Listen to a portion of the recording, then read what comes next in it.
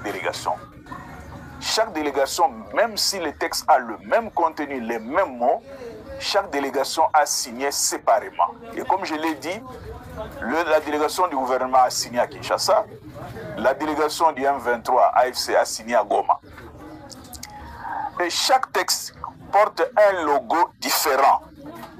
S'agissant du gouvernement, le logo c'est bien la République démocratique du Congo. Et s'agissant du M23, le logo c'est l'AFC M23. Alors, un texte pareil est-il un texte conjoint ou un texte fabriqué dans un laboratoire? C'est la question que nous nous posons.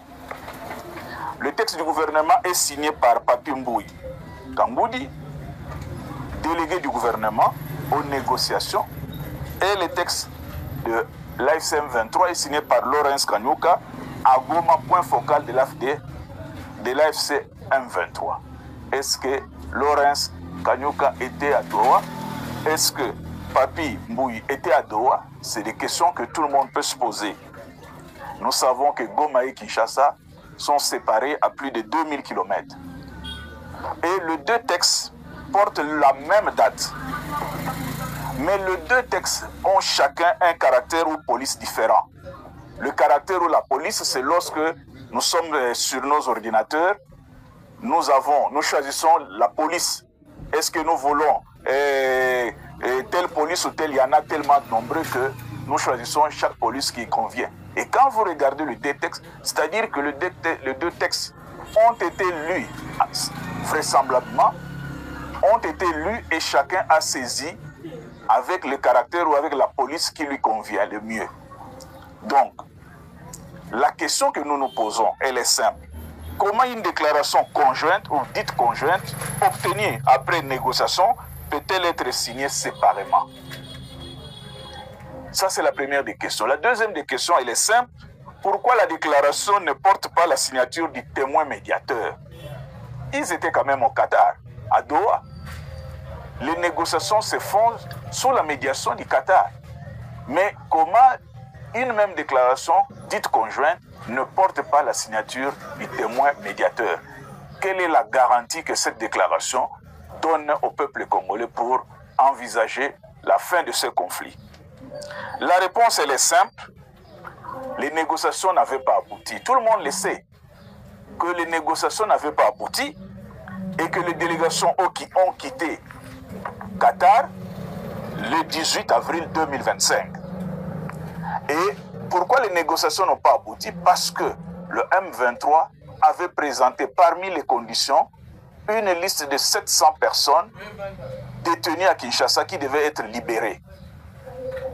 Le gouvernement congolais a libéré 5 personnes, mais le M23 avait estimé que les 5 personnes, ils ne les connaissaient pas. Simplement parce que les 5 personnes libérées sont tous de Wamba, donc de chez Corneille Nangaa. Donc ce sont les personnes appartenant à Corneille Nangaa ou à l'AFC. Et là aussi, ça soulève une autre question. À quel moment le problème du M23 devient le problème de l'AFC? À quel moment le problème, la coalition AFC M23 est une coalition sincère sur les mêmes objectifs? Parce que les 5 personnes libérées, dont une députée provinciale de Wamba, Wamba c'est dans la province de Haut-Ouélé, dont la capitale est Isiro. Comment les gens arrêtés pour participation à un mouvement insurrectionnel ne sont pas reconnus par le M23, l'AFC M23? Donc, les deux délégations se sont séparées au bout d'une discussion qui n'a pas abouti. Mais la question, elle se pose encore. Comment les deux délégations qui se sont séparées le 18 avril signent séparément le 23 avril un autre communiqué ou un communiqué conjoint? Et la réponse est simple, c'est qu'il y avait une injonction faite avec des menaces de pression. Alors, la question, l'injonction est venue d'où? C'est à chacun de répondre, de trouver la réponse. Il y a eu une injonction. Nous savons aussi que le 21, si ma mémoire est bonne, ou le 22 avril, le ministre des Affaires étrangères du Qatar a rencontré M. Massad, le représentant Afrique de Donald Trump aux États-Unis. Est-ce que c'est à partir de cette rencontre-là que l'injonction a été donnée? Et si oui, les deux parties n'ont pas eu le temps de se retrouver pour signer ensemble le communiqué et ils l'ont appelé abusivement communiqué conjoint. Et comme ils nous prennent pour des idiots, ils ont repris les mêmes phrases tout en signant chacun là où il se trouve et en mettant le lieu où il se trouve. Donc voilà un peu ce que nous pouvons dire de la forme du communiqué conjoint. Le communiqué, il n'est conjoint que dans la tête de ceux qui l'ont signé, mais en réalité, ce communiqué n'entre pas dans les us et coutumes d'un communiqué conjoint ou d'un accord conjoint où il est signé avec des témoins qui doivent suivre effectivement l'évolution de la mise en œuvre de cet accord ou de ce communiqué ou de cette déclaration. Alors, la question elle est simple. C'est un marché de dupes. Est-ce que réellement ce qui a été signé peut être appliqué? Alors, pour répondre à cette question, nous prenons simplement uniquement le paragraphe 4 de ce communiqué. Je l'ai dit tantôt que le deux communiqués ou le même communiqué a été dupliqué avec les mêmes mots, les mêmes points, les mêmes virgules, la même ponctuation par les deux parties au conflit, par les deux protagonistes. Alors, le paragraphe 4 dit ceci, je vais lire, les deux parties conviennent du respect des engagements, sans dire quelles seraient les sanctions si jamais ces engagements ne sont pas respectés. Le respect des engagements ouvrira la voie à un dialogue constructif pour rétablir une paix durable en République démocratique du Congo et dans la région. Alors la question elle est simple. Comment rétablir cette paix sans impliquer les pays de la région? Les deux parties, c'est-à-dire le gouvernement congolais et l'AFC M23, ils signent un engagement qui va aboutir à une paix dans la région. Comment établir cette paix dans la région? Nous savons, que la RDC accuse le Rwanda d'agression de son territoire et du soutien aux rebelles du M23. Aussi que le Rwanda nie son soutien et surtout nie la présence de ses forces spéciales aux côtés des rebelles du M23. 2. Nous savons que le Burundi accuse le Rwanda de soutenir le rebelle de Red Tabara pour les déstabiliser. 3. Nous savons que le Rwanda accuse la République démocratique du Congo de soutenir les FDLR et d'avoir une politique d'extermination de la minorité Tutsi. Alors comment l'AFC M23 va amener la paix dans la sous-région sans impliquer le pays de la région? Donc directement, nous voyons la feuille de route de Luanda qu'on a expressément mise de côté. Alors la question se pose, comme je l'ai dit tantôt, un groupe rebelle a-t-il le droit et le pouvoir d'engager les États pour leur imposer la paix? La réponse elle est non. Un groupe rebelle ne peut pas imposer la paix à des États, à des gouvernements souverains, à des pays souverains. Donc là aussi, on est en train de tromper la population. Ce n'est pas le M23 qui peut imposer la paix dans la sous-région. Le M23 n'est qu'un mouvement insurrectionnel.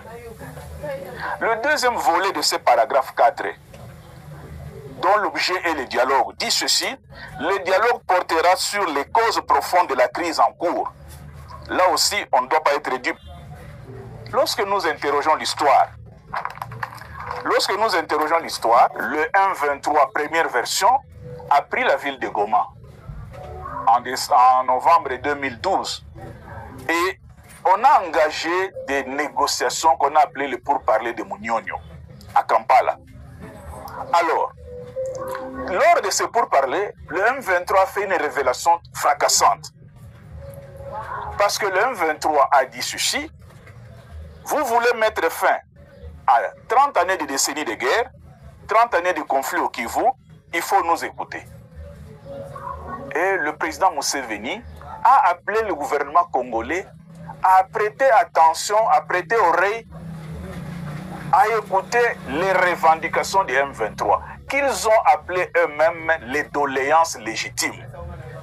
Alors, quelles sont les doléances légitimes?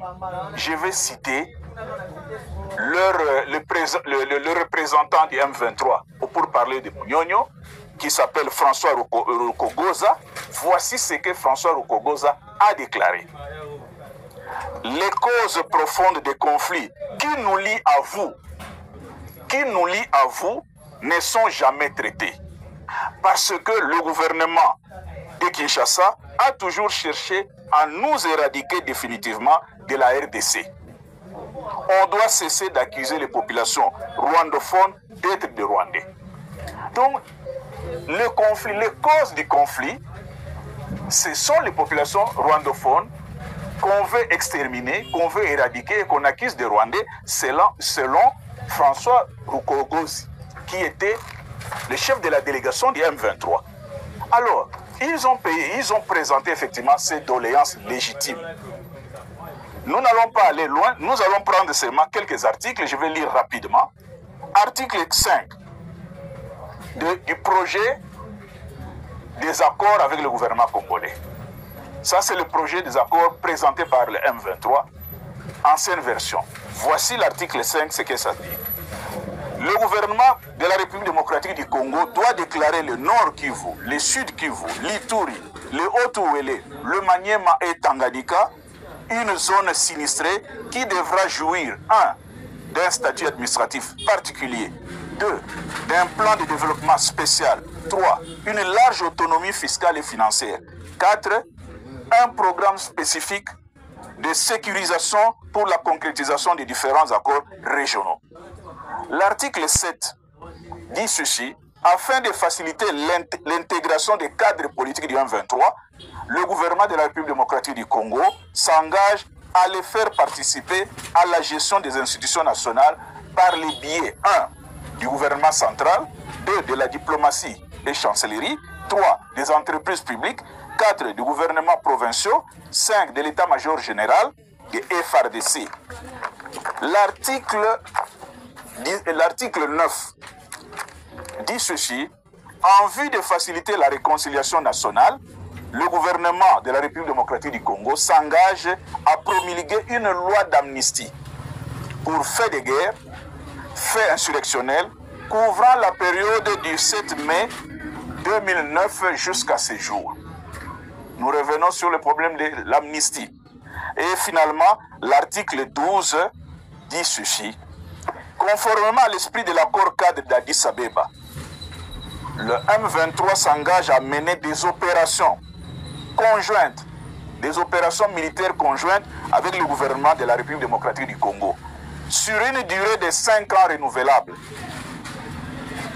Tout cela est contenu dans ce livre, Balkanisation de la République démocratique du Congo, mythe et réalité, préfacé par Didier Momengi et postfacé par le professeur Cyril Moussila, sorti aux éditions Scribe en 2022. L'auteur, c'est M. Nikes Kidelbel Oka qui vous parle. Lorsque vous lisez les pages 194 à 198, vous retrouvez tout ce que je viens de vous dire. Donc ce n'est pas une invention. Mais ce qui est grave, c'est quoi? C'est que finalement le M23, ancienne version, réclame un fédéralisme qui va diviser le pays en deux. La partie est, c'est-à-dire du Tanganyika au Katanga jusqu'aux Ouélé, devrait être gérée pendant 5 ans par le M23 avec son armée, avec son gouvernement, avec sa fiscalité, c'est-à-dire ses finances, pendant 5 ans renouvelables une fois. Mais pendant les 5 ans, que devient la République démocratique du Congo? Voilà, quand nous regardons le document conjoint, le texte conjoint, la déclaration conjointe, on nous dit que nous devons aborder, le gouvernement congolais doit aborder les causes profondes de la guerre. Pendant 30 ans, nous avons commencé par l'AFDL, la guerre de la nationalité de Banyamulenge. Nous sommes arrivés au RCD Goma, la ORCD. Nous sommes passés au CNDP, M23, et voilà, aujourd'hui, nous sommes à M23 New Look. Maintenant, la question, est-ce que Corneille Nangaa avec l'AFC prendra où elle est et le reste sera laissé au M23? Vous comprenez pourquoi aussi à Ituri, on a déjà contacté Thomas Lubanga, parce que si le M23 peut prendre le Kivu, le nord et le sud Kivu et le Maniema, un Iturien devra prendre l'Ituri et un Ouélien, si vous acceptez les termes, devra prendre l'où elle est, et donc voilà l'AFC. Et vous comprenez que effectivement, ce qu'on demande, c'est le plan de la balkanisation. S'il y a des Congolais qui doutent, qui disent que ce plan n'a jamais existé, mais vous en avez la preuve, alors la question, elle est simple. Chers téléspectateurs, chers téléspectateurs,